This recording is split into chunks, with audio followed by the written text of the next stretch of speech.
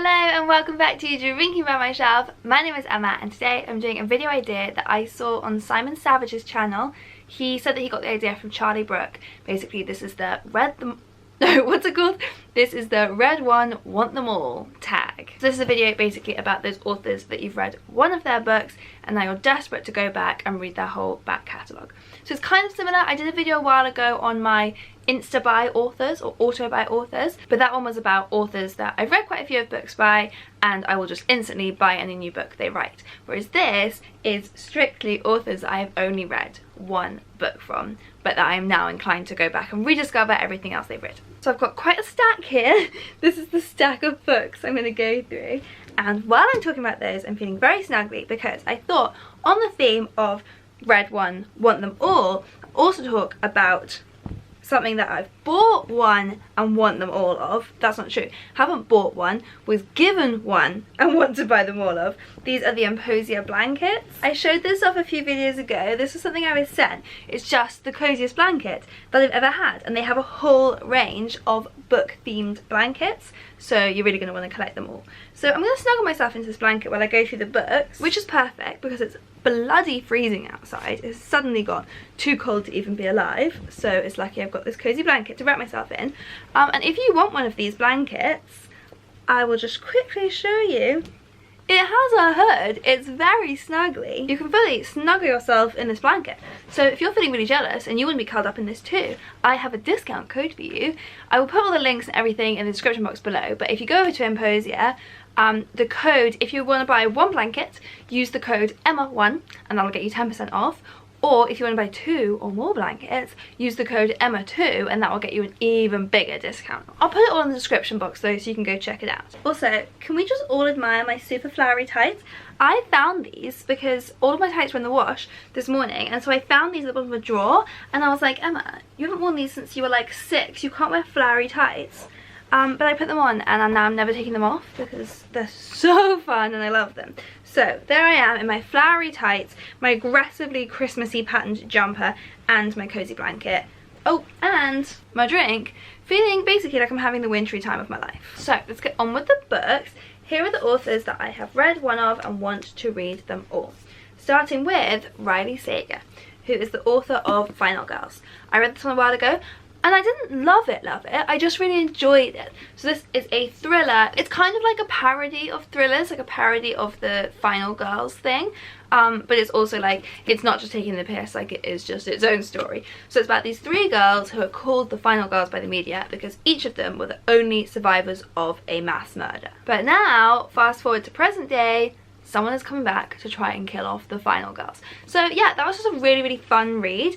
And Riley Sager has written 2 more books, I believe. Lock Every Door is one of them, and, you know, Something Else is the other one. And I kind of just want the full set. Okay, this one is actually cheating, because I did just say that strictly I have to have only read one book by each author. And I just, like 5 minutes ago, DNF'd a second book by this author. So I've read a bit of another book, but I've only finished one. So this is Claire North, the author of The First 15 Lives of Harry August, which is a really, really unique, interesting time travel story, and I love time travel stories. The world in this one, how the time travel works in this one is so different. So basically, it's this guy called Harry August who lives his full life, and then he dies, and the moment he dies, he wakes up again at the beginning, and then just has to live his life again.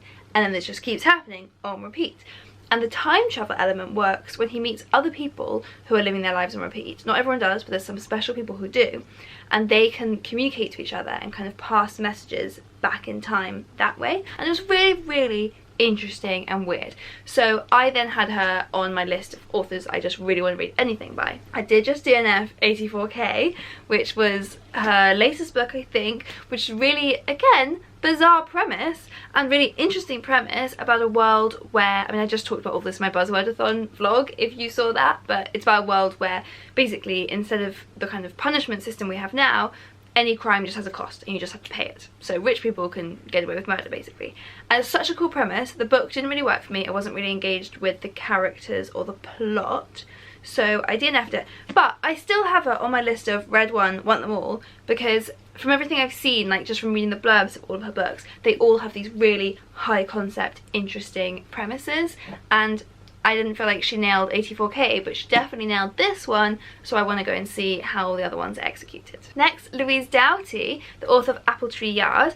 So this was a really good like legal drama that I read a few years ago. It was also a TV show. I didn't think the TV show was as good, but I never do. This is an absolutely gripping story about a woman who has an affair, and then I don't want to say too much because I think it's best going in not knowing that much, but something terrible happens and she gets caught up in this court case, and the affair is used against her in certain ways, and it's just a really, you know, it's a really powerful book about how, particularly for women, their sex lives become so relevant and can be used against them in court for stuff like this.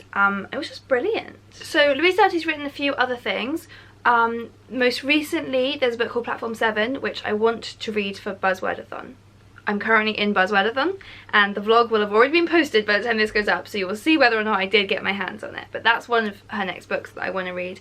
She also written one, I can't remember what it's called, that looked really sad. It looks like she has quite a range of types of books and different genres that she writes in, which is really fun, so I want to try all the others. And then I've got John Boyne here. So I have only read The Boy in the Striped Pyjamas, which is possibly his most famous book. I read this one years and years ago, but it's incredibly powerful. I went into it not knowing what it was going to be about.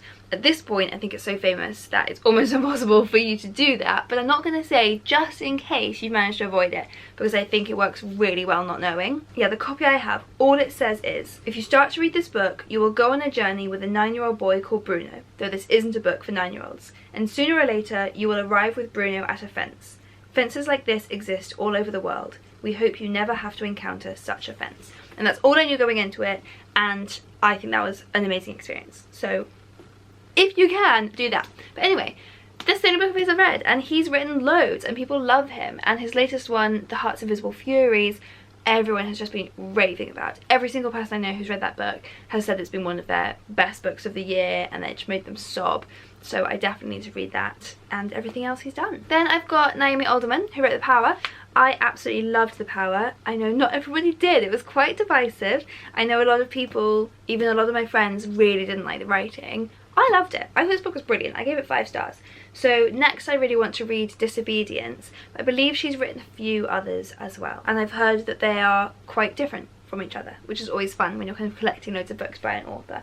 But yeah, I absolutely loved this one. I thought that it was a really cool premise, and then a unique direction that she took it in. So I want to see what she does with her other ideas. Mohsin Hamid, I read The Reluctant Fundamentalist this year, finally, very late to the party, and it was incredible. Really is as good as everybody says. It's a very short book. It's just a conversation basically between 2 strangers in Pakistan. One of them is Pakistani and one of them is American. And it's one of those just really compelling, really readable books with lots of ambiguities, that has this amazing ending that I was just thinking about for months afterwards, and you want to talk about with different people because you'll find different people have different interpretations of it. It was just absolutely phenomenal. So I really want to read Exit West. That's his most recent one, I think. He also wrote a book before this one called Moth Smoke, and a 4th book called How to Get Filthy Rich in Rising Asia. I haven't read any of those others, so definitely going to get to those. Next one, a little surprising, but Stephen King. I never would have thought I ever wanted to read a Stephen King book. I'm not big on horror, love thrillers, don't love horror, but I read a ton of horror books this year for a book break video I did. I'll link to it, go watch it. It was the most terrifying month of my life. And I read Pet Sematary, and this was my first Stephen King, and I actually really enjoyed it. I thought it was so much fun. I can see why people love Stephen King. His writing is really compelling. Despite the fact this book is weirdly slow, I was just really into it. I was completely hooked. So I now maybe don't want to read all of Stephen King's books, but I am really intrigued to go read some others. I kind of want to read The Shining because, you know, it's an iconic film that absolutely terrifies me. I want to read Misery. I've heard that's really good. Basically, yeah, I'm just really intrigued by Stephen King now. So let me know if you have any recommendations of the ones that you'll think I like. I know there's such a huge range to choose from, so I'll need some guidance. Kazuo Ishiguro wrote one of my favourite books, Never Let Me Go. This was a 5-star read for me when I read it.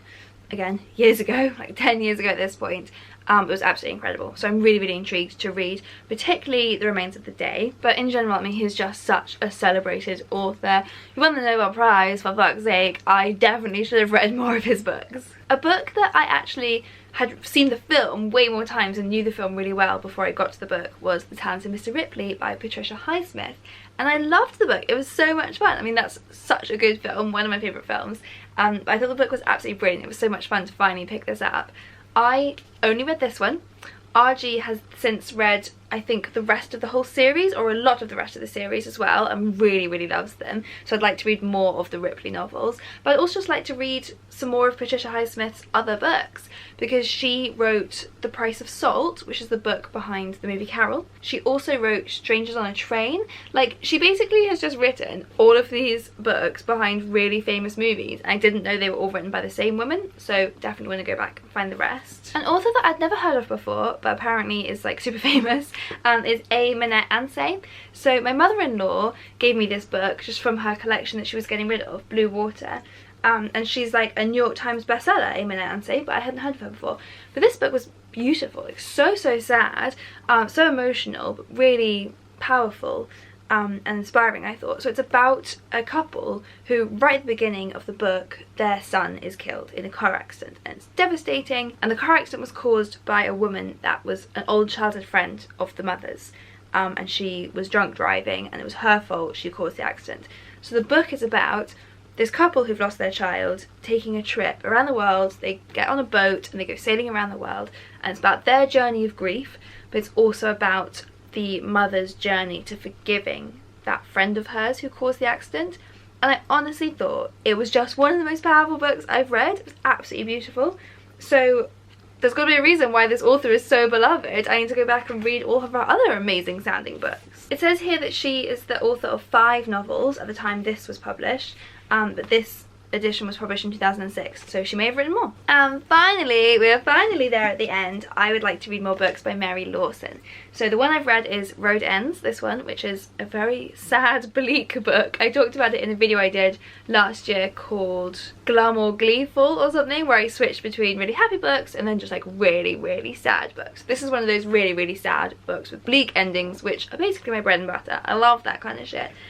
It's about a young girl who from Canada, I think she's from Canada, probably, yeah, escaping her dysfunctional family and moving to London to try and forge a life for herself, and just the hopefulness of her new life being slowly drained away. Cheery stuff, but I loved it. Really fab book. And Mary Lawson also wrote Crow Lake, which I haven't read, but I think that's one of my mum's favourite books. I mean, it's an international bestseller, it's one of the world's favourite books. And she's written some others as well. Not sure how many, but you know, what a lady. Definitely need to collect the rest of those. So there you go, those are some authors I've read one of and want to read them all. What are your authors that you're looking to go back and dive into their back catalogue after falling in love with one of the books? I would love to know. And do go and buy one of these blankets, because honestly I cannot stress how cozy and comfy I am in mine right now. Leave me a comment if you decide to buy one. I would love to know, and which pattern you get, because there's so many different bookish patterns to choose from. And do give this video a thumbs up and hit that subscribe button below for new videos twice every week.